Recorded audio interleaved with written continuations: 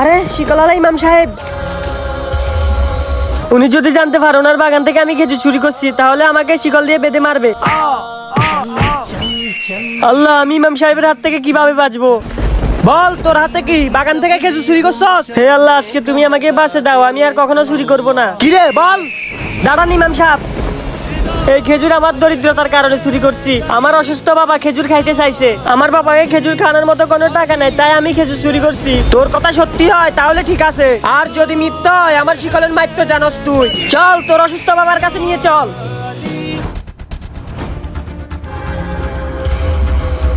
আমার বাবা তো দুনিয়াতে বেঁচেই নেই, আমি তো ইমাম সাহেবের কাছে মিথ্যা বলছি, এখন আমার কি হবে? হ্যাঁ, তোমার অসহায়তা দেখে তোমাকে ছেড়ে দিলাম। और जब तक मेरा अल्लाह हाँ? मेरे साथ